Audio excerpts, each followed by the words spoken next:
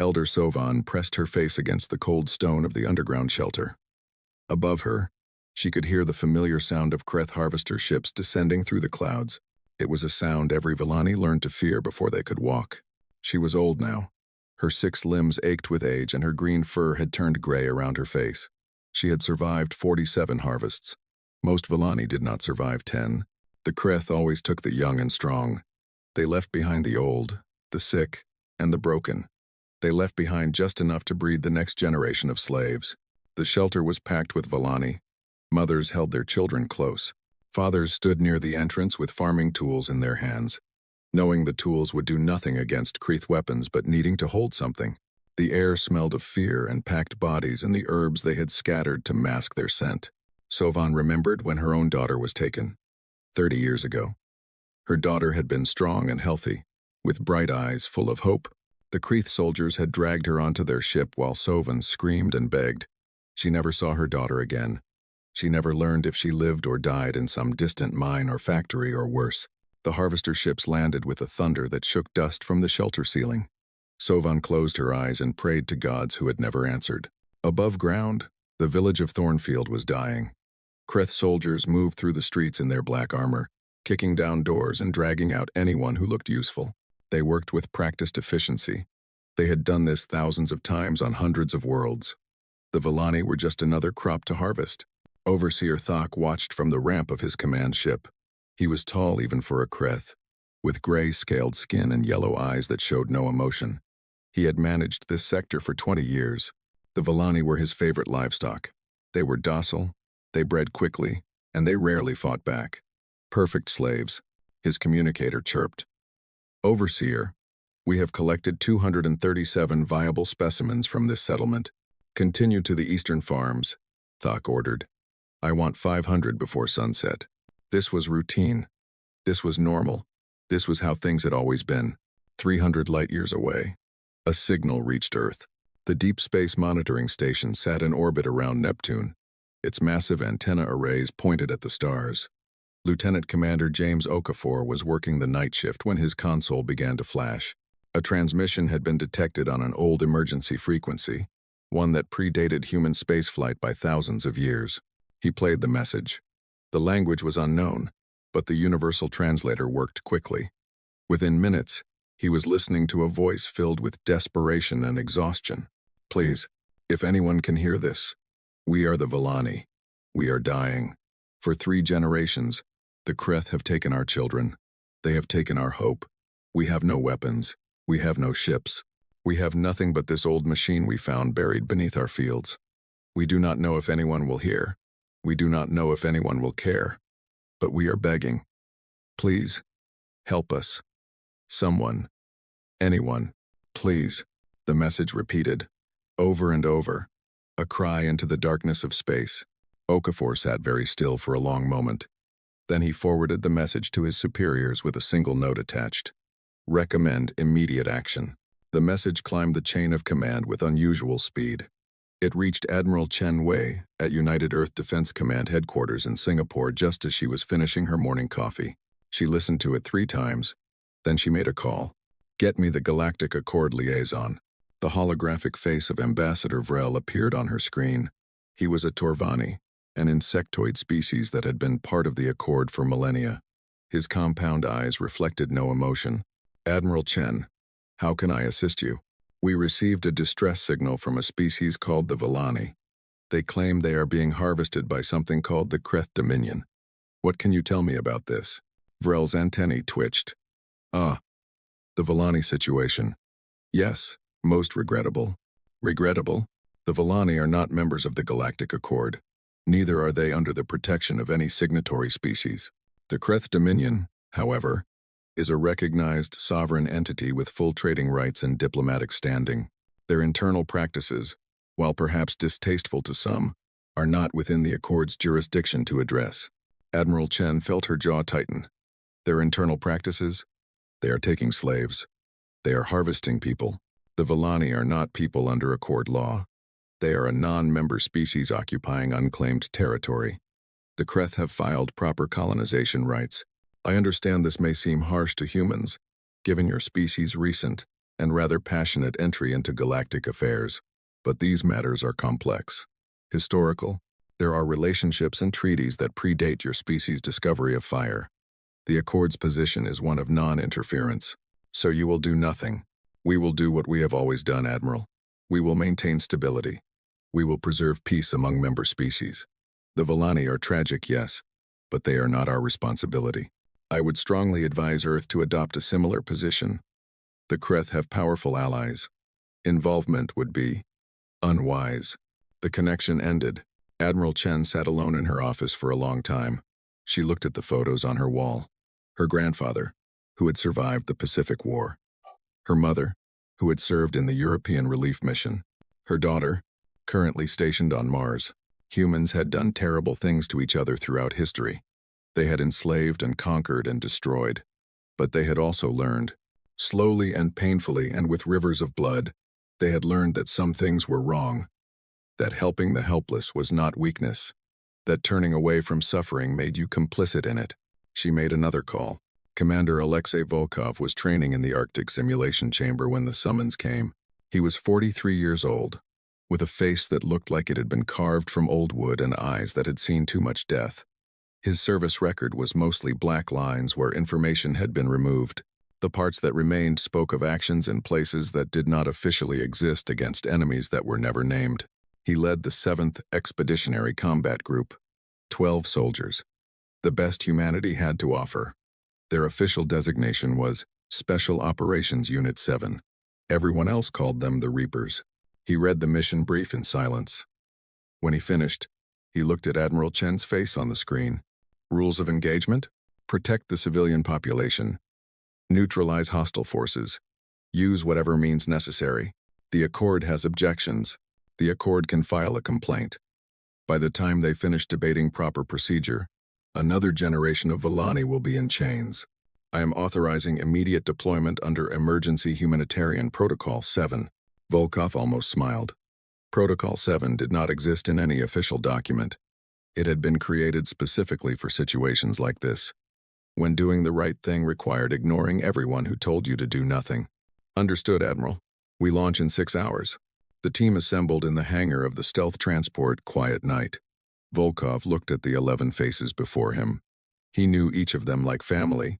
Sergeant Adaora Okonkwo, demolitions expert from Nigeria, who sang to herself while setting charges. Lieutenant Park Minjun from Korea, their medic, whose gentle hands had saved more lives than anyone could count. Corporal Sofia Vasquez from Argentina, language specialist and infiltration expert. Private First Class Maria Torres from the Philippines, the youngest of them, barely 22, who had volunteered for this unit because she believed in something larger than herself. All of them had been selected for one quality above all others. They did not stop. They did not give up. They did not leave people behind. Listen up, Volkov said. The target is the Volani homeworld. They are under active harvest by Kreth forces. The Volani have no military capability. They have no weapons. They have been living under this for generations. They sent out a call for help. We are the answer. He activated the holographic display, showing the planet and the Kreth fleet in orbit. The Accord says this is not our problem. The Accord says the Volani are not real people. The Accord says involvement is unwise. He paused. The Accord is wrong. These are people. They are suffering. They called for help. We do not abandon people who call for help. That is not who we are. Private Torres spoke up. What about the Kreth fleet, Commander? We are one ship, against an established military presence. We are one ship full of Reapers. They have never faced anything like us. They have spent generations conquering the helpless. We are not helpless. The transport launched from Earth orbit and entered slipspace. For 3 days, they traveled across the void between stars. The soldiers prepared their equipment, studied Volani physiology, learned basic phrases in the Volani language. They wanted the people they were saving to understand them. When the Quiet Night emerged from slipspace above the Volani homeworld, Commander Volkov stood at the observation window. Below, he could see the green and blue of a living planet. He could also see the dark shapes of Kreth harvester ships descending through the atmosphere. The tactical display showed dozens of Volani settlements. In 3 of them, harvesting operations were currently in progress. Hundreds of people being taken from their homes, families being torn apart, lives being destroyed. Volkov turned to his team. They were already in their combat suits, weapons checked, ready to deploy. They asked for help, he said quietly. Let us go to work. The quiet night dove toward the planet's surface. In a village called Thornfield, Elder Sovan was still hiding in the underground shelter, still praying to gods who had never answered. But this time, something had heard. Something was coming, and the Kreth were about to learn that the galaxy was no longer a safe place for those who preyed upon the weak. The quiet night cut through the atmosphere like a knife through water. Inside, the Reapers sat in silence, checking their weapons one final time. Commander Volkov watched the tactical display as it updated with ground-level data. The Kreth harvesting operation in Thornfield was still active. 87 enemy contacts, 3 harvester ships, approximately 200 Volani civilians in the capture zone. Insertion in 2 minutes, the pilot announced. Volkov stood and looked at his team. Rules are simple. Protect the civilians. Eliminate the threat. We go silent until contact is made. After that, we go loud.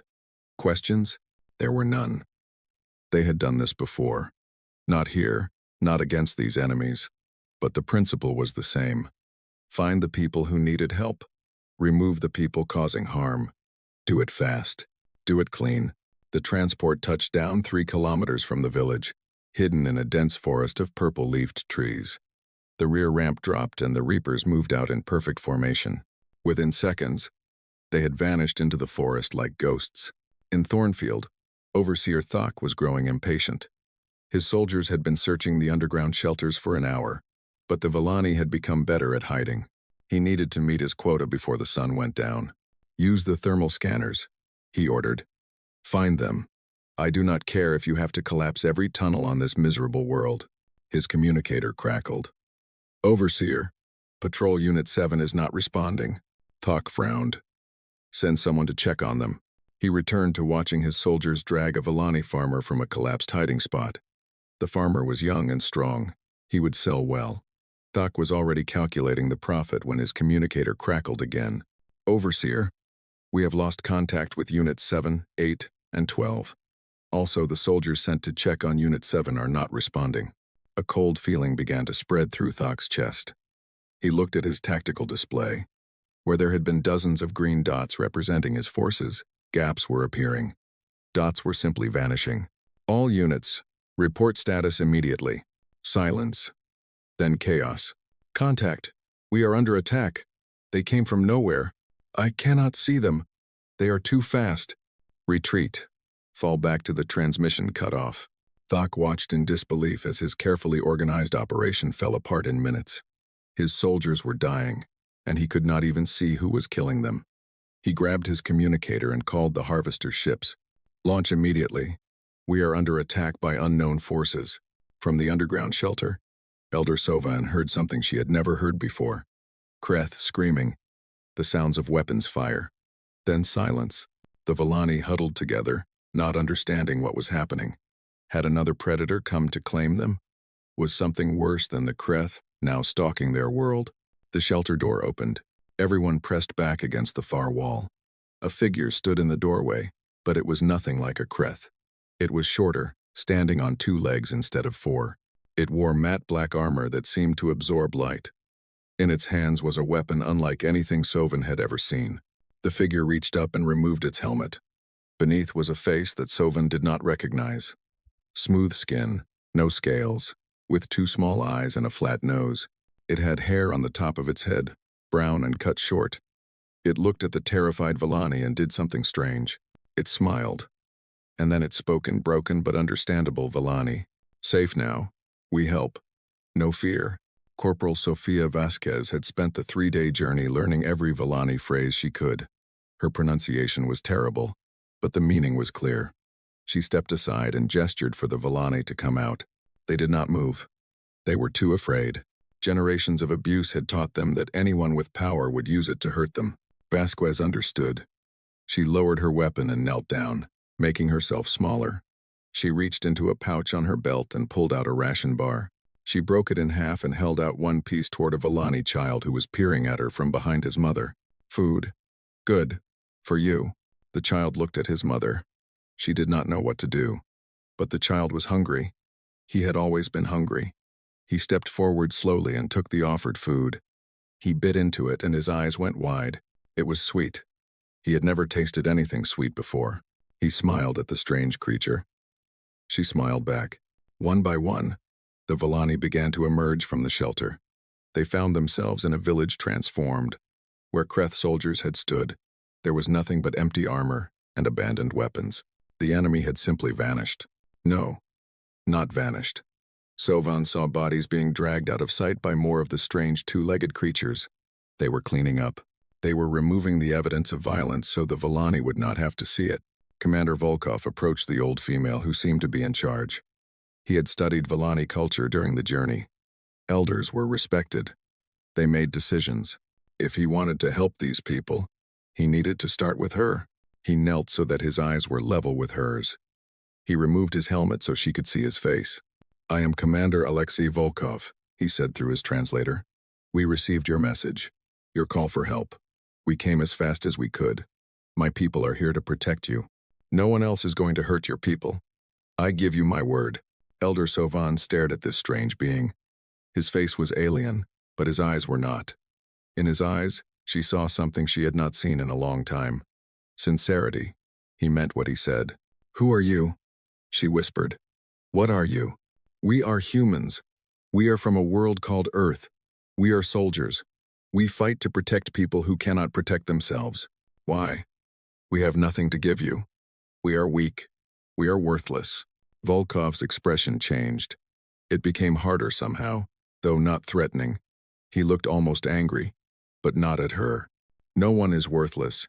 Your life has value because you are alive, because you think and feel and love and hope. That is enough. That will always be enough." Sovan did not know how to respond. No one had ever said such things to her. For her entire life, she had been told that the Volani existed only to serve others, that they were lesser, that they deserved what happened to them. Above them, the sky lit up. One of the Kreth harvester ships was attempting to escape. The black ship that had brought the humans rose from the forest and fired a single shot. The harvester erupted in a ball of fire that painted the clouds orange. Sergeant Okonkwo appeared beside Volkov. "Commander, 2 harvester ships destroyed. 3rd is attempting to flee. Should we pursue? Let it go. Let them tell their masters what happened here. Let them spread the word." Volkov stood and looked at the sky. The Kreth need to learn that things have changed. Overseer Thok was on that fleeing ship.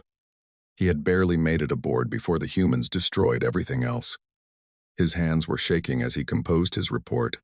His mind could not process what he had witnessed. His soldiers, who had crushed rebellions on a dozen worlds, had been eliminated in minutes. By 12 enemies. 12. They had moved like shadows, struck like lightning, and showed no mercy whatsoever. But the strangest thing was what happened after.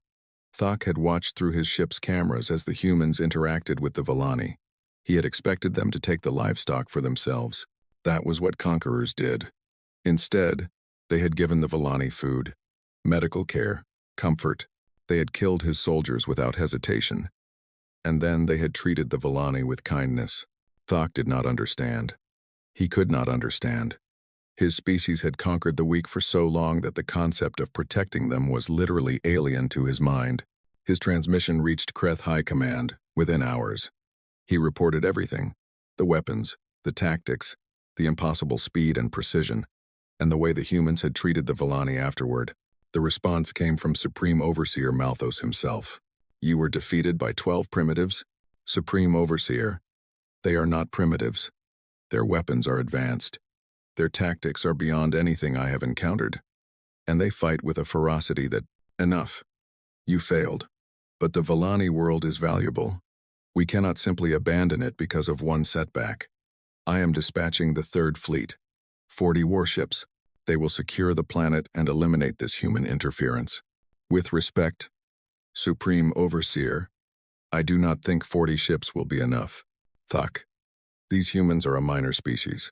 They joined the Galactic Accord barely a standard century ago. They have no significant military presence.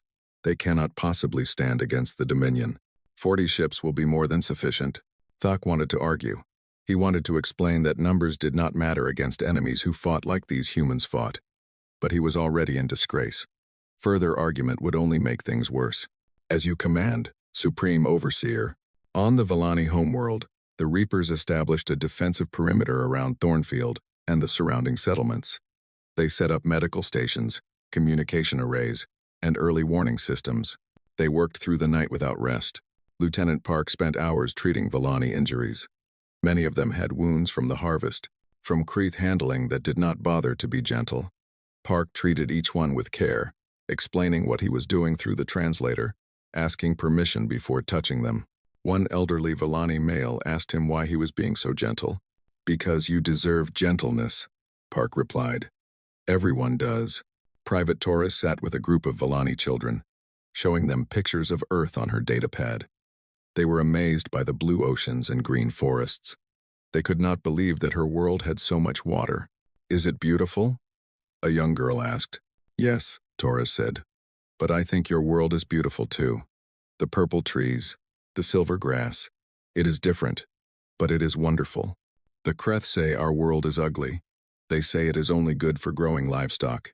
Taurus felt anger rise in her chest, but she kept her voice calm. "The Kreeth are wrong. Your world is your home. It is precious, and we are going to help you keep it." Elder Sovan found Commander Volkov standing alone on a hill, looking up at the stars. She approached carefully. These humans still made her nervous, even though they had shown nothing but kindness. "You are expecting them to come back," she said. "The Kreeth." Volkov nodded. "Yes. What happened today was a small thing to them. They will send more forces, bigger forces. They will try to take your world again. And you will fight them?" "Yes." "Why?" It was the question she had asked before, but she needed to ask it again. She needed to understand. "You could leave. You could go home to your beautiful blue world. You could forget about us. No one would blame you." Volkov was silent for a long moment. When he spoke, his voice was quiet but firm. "I had a daughter once. She was taken from me. Not by slavers, but by war. By violence. I could not save her. I carry that failure with me every day." He turned to look at Sovan. "When someone calls for help, I answer, because I know what it feels like to call out and have no one come. I will not let others feel that if I can prevent it. None of us will." Sovan felt tears forming in her eyes. She had not cried in years. She had thought herself beyond tears. "Thank you," she whispered. "Thank you for coming." Volkov put a hand on her shoulder. It was a human gesture, but somehow it translated perfectly. "We are just getting started," he said. "And I promise you, Elder Sovan, no matter what comes, we are not leaving." In the darkness of space, the Kreeth Third Fleet was already on its way. 40 warships, thousands of soldiers. Enough firepower to turn the Vellani world into ash. They expected an easy victory. They were wrong. 2 weeks passed on the Vellani homeworld. 2 weeks of peace. For the first time in living memory, no Kreeth ships darkened the sky. No soldiers kicked down doors. No families were torn apart. The Reapers used this time well. Commander Volkov established training programs for Vellani volunteers. They could not become soldiers overnight, but they could learn basic skills. How to use communication devices. How to spot incoming ships. How to hide effectively and move without being seen. How to help each other survive. At first, few Vellani volunteered. They were afraid. They had been taught for generations that fighting back was impossible, that resistance only brought more pain. But as the days passed and they saw the humans among them, working alongside them, treating them as equals, something began to change. Sergeant Okonkwo ran the communication training. She was a patient teacher with a warm smile that made even the most nervous Vellani feel comfortable. She taught them how to use the equipment, how to send distress signals, how to coordinate with each other. "Why do you sing while you work?" a young Vellani male named Tobin asked her one day. Okonkwo laughed. "Because it makes the work easier. Because it reminds me of home. Because it makes me happy." She looked at him kindly. "Do your people have songs?" "We used to. Before the Kreeth came. My grandmother remembers the old songs, but we are not allowed to sing them anymore. The Kreeth said our music was noise. Would you teach me one? I would like to learn a Vellani song." Tobin stared at her in shock. No one had ever asked to learn anything from the Villani. They were livestock. What could they possibly have worth learning? But Okonkwo was waiting, her expression open and curious.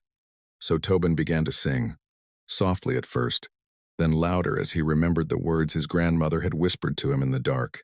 It was a harvest song, from before the Kreeth came, when harvest meant gathering food instead of losing family. When he finished, Okonkwo's eyes were wet. "That was beautiful," she said. "Thank you for sharing it with me." Lieutenant Park set up a medical clinic in the village center. He treated old injuries and new ones. He gave vaccinations and vitamins and medicines that the Villani had never seen. He taught basic first aid to anyone who wanted to learn. One afternoon, an elderly Villani female came to him with a problem she had suffered for years. Her joints ached constantly. The Kreeth had given her medicine once, but only because they needed her to work in the fields. When she got too old to work, they had stopped caring about her pain. Park examined her carefully and gave her proper treatment. He adjusted her medication and showed her exercises to help with mobility.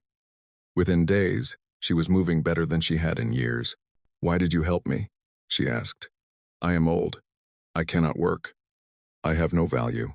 Park shook his head firmly. "You have value because you are you. Because you are someone's mother, someone's grandmother, someone's friend. Your worth is not measured by what you can produce." The old female wept. No one had ever said such things to her. Corporal Vasquez spent her time learning everything she could about Villani culture. She learned their language properly, not just the basic phrases she had memorized on the journey. She learned their history from before the Kreeth came. She learned about their art, their food, their families. She ate meals with Villani families, sitting cross-legged on the floor as they did. She helped with cooking and cleaning. She played games with children and listened to stories from elders. "You are strange," Elder Sovin told her one evening. "You could command us. You have power. But you sit with us as though we are equals." "You are equals?" Vasquez replied. "Different, yes. We come from different worlds, different cultures. But that does not make one better than another. It just makes things interesting." Private Torres became especially close with the children. She taught them Earth games and they taught her Villani games. She showed them pictures of animals from her world and they drew pictures of animals from theirs. She became their favorite human, always ready with a smile and a treat from her rations. One small girl named Mira followed her everywhere. Mira had lost both parents in the last harvest. She had no one left. Torres became her protector, making sure she ate, making sure she slept, making sure she knew she was not alone. "Will you stay forever?" Mira asked one night. Torres felt her heart break a little. "I do not know," she answered honestly. "But I will stay as long as you need me. I promise." Commander Volkov watched all of this with quiet satisfaction. His soldiers were warriors, yes. They were killers when they needed to be. But they were also something more. They were humans, with all the compassion and kindness that came with that identity. He knew the Kreeth were coming. The early warning systems had detected ships massing at the edge of the system. A fleet was being assembled. The peaceful days were ending. He gathered his team on the 15th day. The Kreeth, 3rd Fleet, will arrive within 48 hours. 40 warships, thousands of ground troops. We are 12 soldiers with one ship. 13, said a voice from behind him. Elder Sovin stepped forward. "I cannot fight, but I can help. My people can help. We are not soldiers, but we can carry supplies. We can tend wounds. We can guide you through terrain we know better than any map." Volkov looked at her for a long moment. Then he nodded. 13 then, and however many Villani choose to stand with us. All of them, Sovin said quietly. Every single one. You gave us something we had forgotten. Hope. We will not abandon you when the danger comes.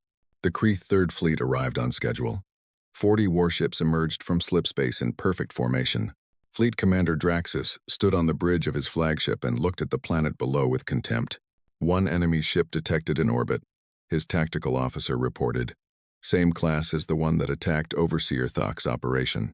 One ship. Draxus made a sound of disgust. These humans are either very brave or very stupid. Destroy them, and commence ground operations.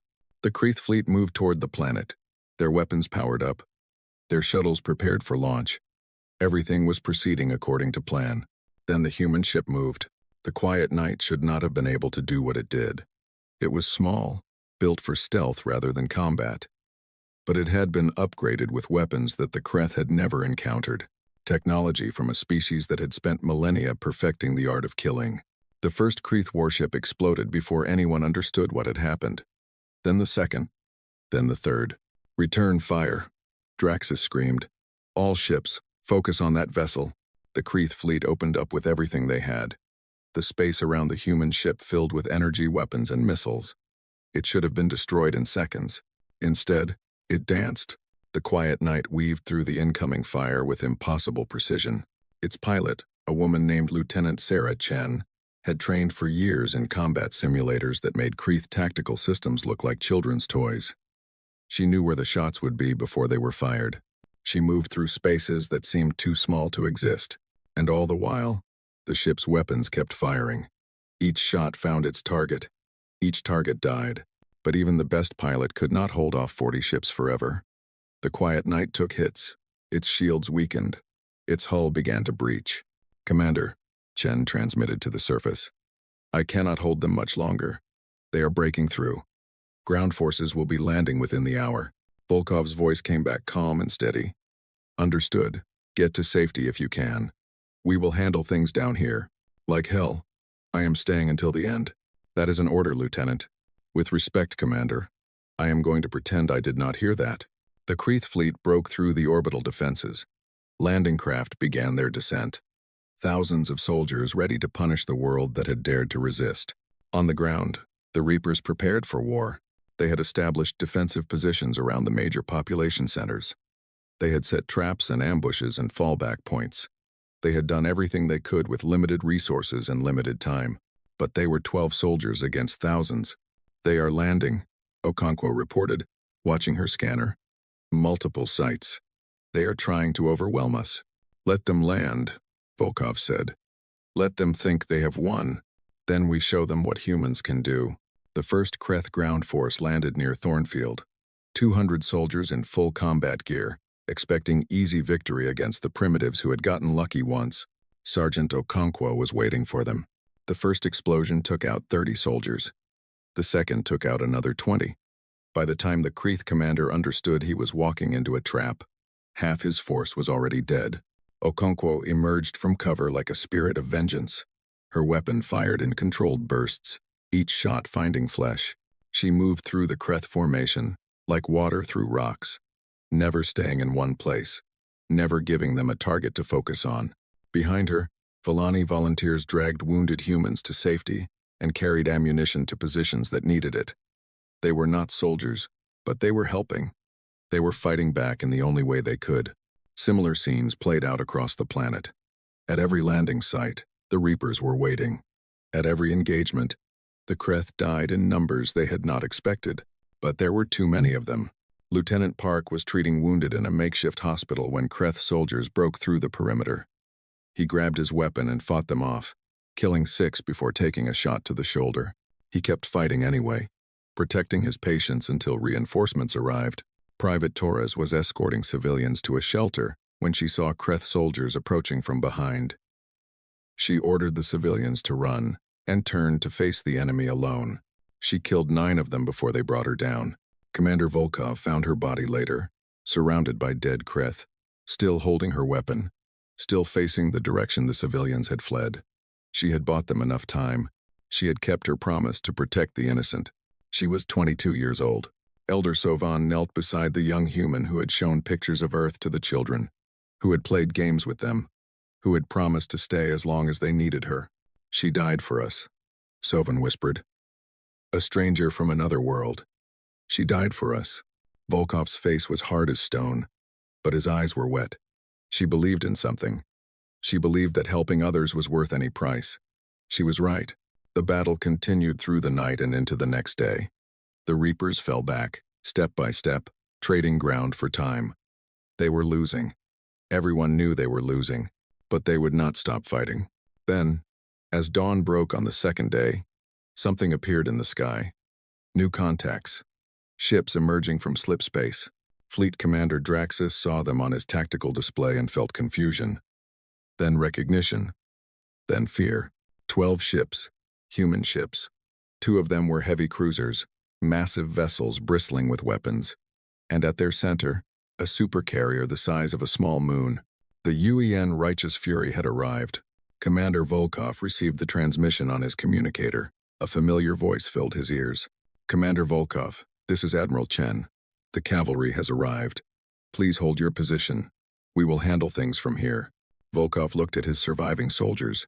6 of the original 12. All of them wounded. All of them exhausted. All of them still standing. He looked at the Villani who had stayed by their side, who had carried their wounded and brought them ammunition and refused to flee even when everything seemed lost. He smiled for the first time in 2 days. "The Reapers are just the advance team," he said to Elder Sovan. "Now you meet the family." Above them, the human fleet engaged the Kreth, and the real battle began. The Battle of Velen lasted 3 hours. By the end, the Kreth Third Fleet existed only as debris fields and escape pods. Admiral Chen Wei stood on the bridge of the Righteous Fury and watched the last Kreth warship die. It tried to flee, its engines damaged, its weapons offline. A single shot from the cruiser Indomitable ended its attempt. All enemy vessels destroyed or disabled. Her tactical officer reported. "Ground forces are surrendering across the planet. They have nowhere to go." Chen nodded. She felt no joy in the victory. War was never something to celebrate, only something to survive. But she did feel satisfaction. They had come to help people in need. They had succeeded. Begin search and rescue operations.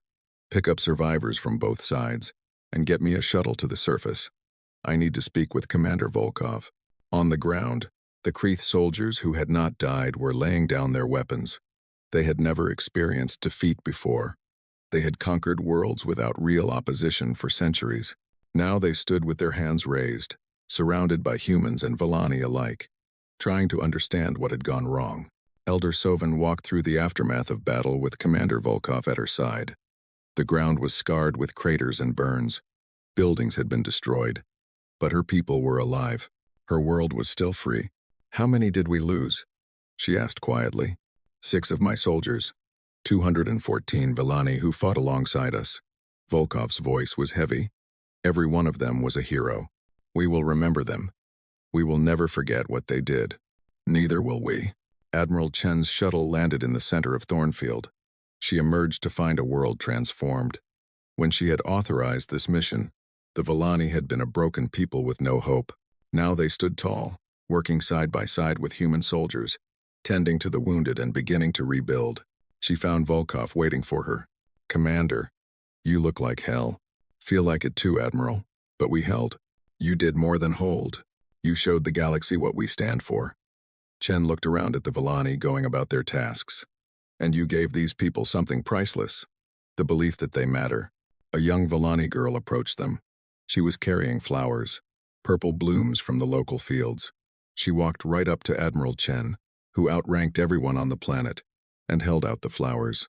"Thank you," the girl said simply. "Thank you for coming." Chen took the flowers gently. "What is your name?" "Mira." "Mira. That is a beautiful name. I am happy we could help." Mira looked at Volkov.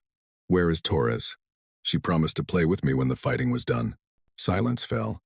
Volkov knelt down to Mira's level, just as he had knelt before Elder Sovan when they first met.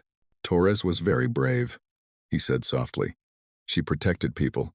She made sure they got to safety. But she was hurt badly. She will not be able to play anymore." Mira's eyes filled with tears. "She is gone?" "Yes. I am sorry, Mira. I am so sorry." The little girl threw herself into Volkov's arms. He held her while she cried. This hardened warrior who had killed dozens of enemies in the past 2 days, holding a child and letting her grieve. Admiral Chen turned away to give them privacy. She had orders to issue, ships to coordinate, but for a moment, she just watched. This was why they fought, not for glory or territory or power, for this, for the chance to hold a grieving child and promise her that tomorrow would be better. Word of the Kreth defeat spread across the galaxy like fire. The Galactic Accord held emergency sessions. Member species debated what this meant, what should be done, what position to take. The humans had violated protocol. They had intervened in an internal matter of a sovereign entity. They had used military force without Accord authorization, by strict interpretation of the rules. They were in the wrong. But the recordings that accompanied the news told a different story. Videos of Kreth harvest operations, taken from captured ships. Generations of documents detailing the systematic enslavement of the Volani. Testimonies from survivors of Kreth cruelty across a dozen worlds. Ambassador Sarah Oduya stood before the Accord Assembly and played those recordings without comment. When they finished, she spoke. "You call what we did aggression. The Kreth have called it an unprovoked attack on their sovereign rights. They demand punishment. They demand reparations. They demand that we return their property to them." She paused, letting the word hang in the air. Property. They mean people. Living, thinking, feeling beings who have families and dreams and the right to live free. The Kreth call them property, and for centuries, this accord has allowed it. Because it was convenient. Because the Volani were not members. Because looking away was easier than confronting evil. She looked around the chamber at the assembled representatives of hundreds of species. Humanity is new to this galaxy. We have much to learn. But there are some things we already know. We know that some things are wrong. We know that silence in the face of atrocity makes you complicit. We know that when someone cries for help, the right thing to do is answer. The Kreth representative rose to speak. "This is outrageous. You attacked our ships. You killed our soldiers. You have no right. You have no rights." Oduya cut him off. "Not anymore. You forfeited your rights when you decided that other beings were things to be owned. When you tore children from their parents. When you worked people to death in your mines and factories. You call us aggressors? We call ourselves what we are. Rescuers." The debate continued for days. But something had shifted in the chamber. Species that had quietly benefited from Kreth slavery were suddenly reconsidering their positions. Species that had looked away were finding it hard to meet each other's eyes. Humanity had forced them to see what they had chosen to ignore. Back on Earth, the government received intelligence that the Kreth were not accepting defeat. Supreme Overseer Malthos was gathering every ship he could find. Not just the military fleet, but everything. Cargo vessels, mining ships, personal yachts, anything that could carry weapons or soldiers. His target was not just the Volani homeworld. It was Earth itself. "If we cannot have the livestock," he declared to his advisors, "then we will take the shepherds. These humans think they can interfere in our affairs. We will show them what happens to those who challenge the Dominion." But he made a mistake. He broadcast his intentions openly, trying to rally other slaver species to his cause. He expected allies. He received none, and he gave Earth time to prepare. Admiral Chen recalled the fleet. Every ship humanity had was summoned to defend their home. But she also did something else. She sent messages to every non-member species the Kreth had victimized. "You have been oppressed. You have been enslaved. You have been told you are worthless. We do not believe that. We are fighting for the Volani. We will fight for you too. If you want to stand with us, we welcome you. If you cannot fight, we understand. But know this, we will not stop until this ends, until no one fears the harvest ever again." The responses came slowly at first, then faster. Ships began appearing at rally points throughout human space. Small ships, damaged ships, ships held together with hope and wire. But they came. A Torvani freighter captain who had lost his daughter to Kreth slavers. A Melanie scout ship crewed by refugees who had fled their conquered world. Vessels from species that had no military, no weapons, no training. They came anyway. "What are they going to do?" one of Chen's officers asked. "They cannot fight. Half of them do not even have weapons. They can witness." Chen replied. "They can see that someone stood up. That the galaxy does not have to be this way. That is worth more than any weapon." On the Volani homeworld, Commander Volkov received new orders. He was to take his remaining soldiers and board the Quiet Knight, now repaired, and join the main fleet for the defense of Earth. He stood before the Volani who had fought beside him. They were not soldiers by any formal standard, but they had earned the right to be called warriors. "We have to leave," he told them. "The Kreth are coming for our home now. We must defend it." Elder Sovan stepped forward. "Then we come with you. This is not your fight. You made it our fight when you came for us. You taught us that we have value. You showed us that fighting for others is the highest calling. How can we not answer when you need help?" Volkov looked at these beings he had come to know so well. the farmers and teachers and children who had become his comrades. He should refuse. They were civilians. They had no place in a space battle. But he thought about Taurus, who had died protecting them. He thought about all the soldiers who had given everything so that the Villani could be free. They had not died for a planet. They had died for an idea, the idea that all people matter, the idea that we protect each other. You understand what you are volunteering for? We may not survive. Earth may fall. Everything we have worked for may be lost. If it is lost, Sovan said quietly, then let it be lost while we stand together. We are not livestock anymore, Commander. You taught us that. Now let us show you what we learned. Volkov nodded slowly. Then welcome to the fleet. We leave at dawn. The final battle was coming. The largest Kreth armada ever assembled was moving toward Earth. Every ship humanity had was gathering to meet it, and alongside them, for the first time in galactic history, an alliance of the oppressed was forming. The harvesters were coming, and the harvest was about to learn that the crops had teeth. The Kreth armada emerged from slip space at the edge of the Sol system. 300 ships, the largest fleet the Dominion had ever assembled. Supreme Overseer Malthus stood on the bridge of his flagship and looked at the distant blue dot that was Earth. Today we end this, he announced. Today we remind the galaxy why the Kreth are feared. His sensors showed the human fleet waiting near the fourth planet. 30 ships, a fraction of his force. Behind them, a scatter of smaller vessels, civilian craft with improvised weapons, refugees and witnesses from a dozen oppressed worlds. Malthus laughed. This is their defense? This is what they gathered to oppose us? Crush them all. The Kreth armada moved forward like a wave of death. Admiral Chen watched them come. She had studied Kreth tactics.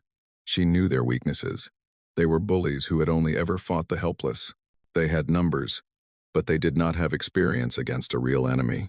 All ships, maintain formation. Let them come to us. Do not fire until I give the order. The human fleet held position. Behind them, the refugee ships waited. They could not fight, but they would not leave. They had come to see the Kreth finally face justice. Commander Volkov stood on the bridge of the quiet night with Elder Sovan beside him. His remaining soldiers were at their stations. Villani volunteers filled the support roles, ready to carry ammunition and tend to the wounded. Are you afraid? Sovan asked him. Yes. Only fools are not afraid before battle. But fear does not control us. We control it. I was afraid my whole life. Afraid of the Kreth. Afraid of hope. Afraid of believing things could be different. She paused. I am still afraid. But now I am also angry. And I have learned that anger, properly directed, can be a powerful thing. The Kreth fleet closed the distance. 50,000 kilometers, 40,000, 30. All ships. Admiral Chen's voice came over the fleet channel. Weapons free. Give them hell. The human fleet opened fire. Kreth ships began to die. Human weapons were more advanced, human tactics more sophisticated, human crews more disciplined. But the Kreth had numbers. For every ship that fell, 2 more took its place. The battle dissolved into chaos. Ships dueled and died. Debris fields grew. The space between Earth and Mars became a graveyard. The quiet night weaved through the combat, striking at targets of opportunity. Lieutenant Chen flew with the same impossible precision she had shown at Velen. But now she had support. Other human ships covered her flanks. Villani volunteers tracked targets and called out threats. Enemy fighter wing incoming, Okonkwo reported. 12 contacts closing fast. I see them. Chen threw the ship into a spiral that would have torn apart anything less advanced. The Kreth fighters tried to follow. 3 of them collided with each other. 2 more flew directly into the guns of the cruiser Indomitable. The remaining 7 were picked off one by one. On the Kreth flagship, Malthus watched his fleet being torn apart with growing disbelief. This was not possible. The humans were outnumbered 10 to 1. They should have been crushed in minutes. Why are they not dying? He demanded of his officers. Why do they keep fighting? No one had an answer. The Kreth had never fought an enemy that fought back with such ferocity. They had conquered the helpless, not the defiant. Hour by hour, the battle continued. The human fleet took losses. Ships were destroyed. Crews died. But for every human ship that fell, 5 Kreth ships joined them. And then, something unexpected happened. Ships began arriving from slip space. Dozens of them. Hundreds. They emerged from all directions, surrounding the battlefield.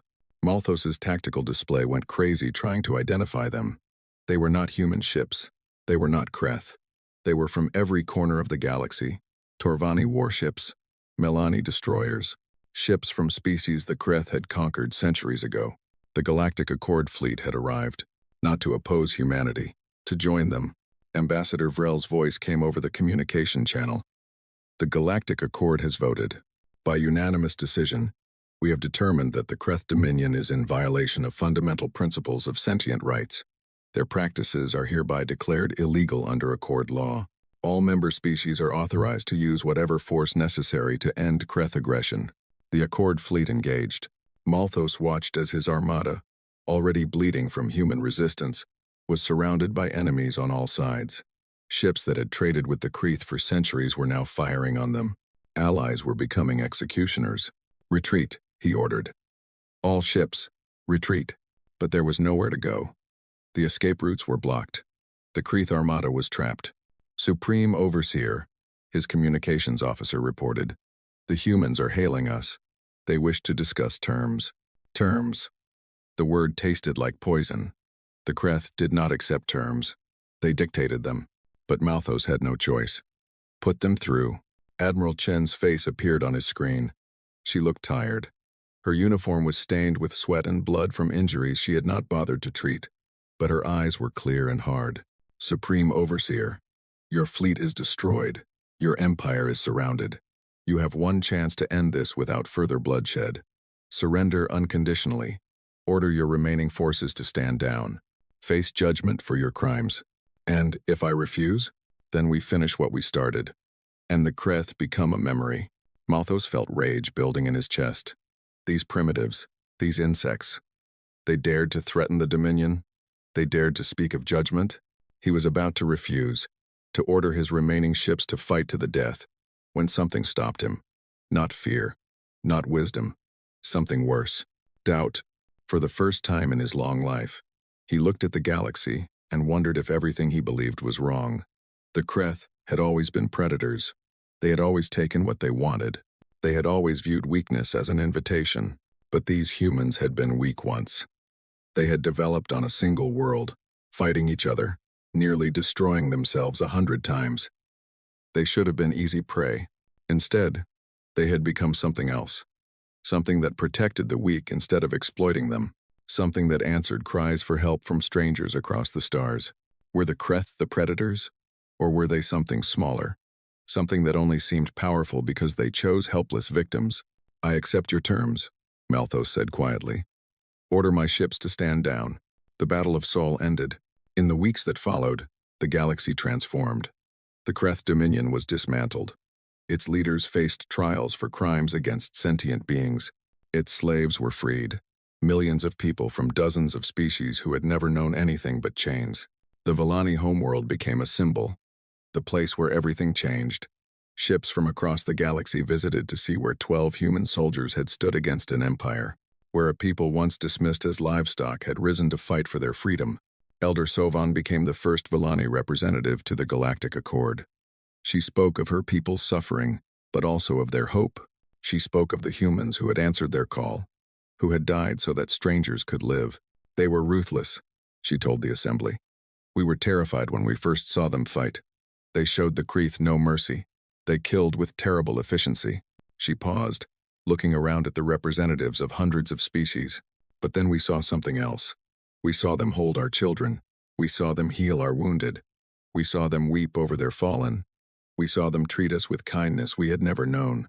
They were ruthless in their protection, ruthless in their sacrifice, ruthless in their refusal to let the helpless suffer. They were ruthless in all the ways that matter. On Earth, Commander Volkov attended a memorial service for the fallen. Private Maria Torres, the others who had died on Villan, the sailors who had given their lives at Sol. Their names were carved in stone in a garden that overlooked the Pacific Ocean. A small Villani girl stood beside him. Mira had been adopted by Torres's family. She had come to Earth with the first wave of refugees, carrying nothing but a drawing Torres had made for her and a heart full of grief and gratitude. She placed purple flowers from Valen at the base of Torres's memorial stone. She would have liked these, Volkov said. She promised to stay as long as I needed her. Mira's voice was quiet but steady. She kept her promise. She will always be with me. Volkov put his hand on her shoulder. They stood together in silence, the old warrior and the young orphan, united by loss and by hope. Elder Sovan found them there later. She had come to pay her respects before returning home to help rebuild her world. Commander, I have a question. Ask. When the Kreth surrendered, you could have destroyed them. Their homeworld was defenseless. Their fleet was gone. You could have ended them forever. Why did you not? Volkov was quiet for a long moment. When he spoke, his voice was thoughtful.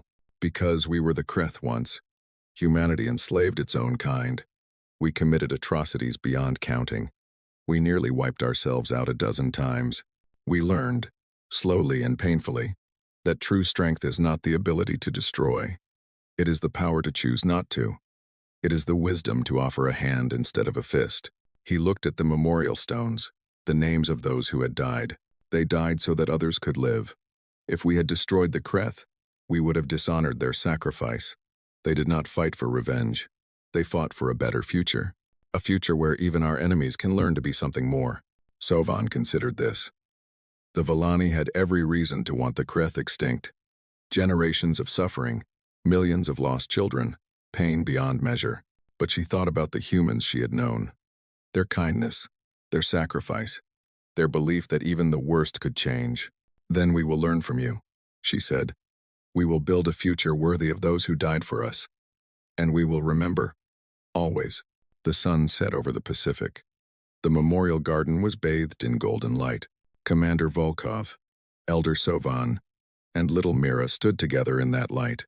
Three beings from different worlds, united by something larger than species or origin. Across the galaxy, other memorials were being built. On Velen, where the first battle had been fought. On former Kreth slave worlds, now free for the first time in centuries. On ships and stations and planets that had witnessed the moment everything changed. The inscriptions varied by language and culture, but they all carried the same message. They came when we called. They stayed when we needed them. They gave everything so we could live. And in the years that followed, when new cries for help echoed across the stars, there was always an answer. Ships would arrive. Soldiers would deploy. The helpless would be protected. Because humanity had taught the galaxy a simple truth. When someone cries for help, you answer. No matter the cost, no matter the distance, no matter who they are or what they have to offer, you answer. Because that is what the Ruthless do. The Ruthless protect. The Ruthless sacrifice. The Ruthless never leave anyone behind. And the galaxy would never be the same.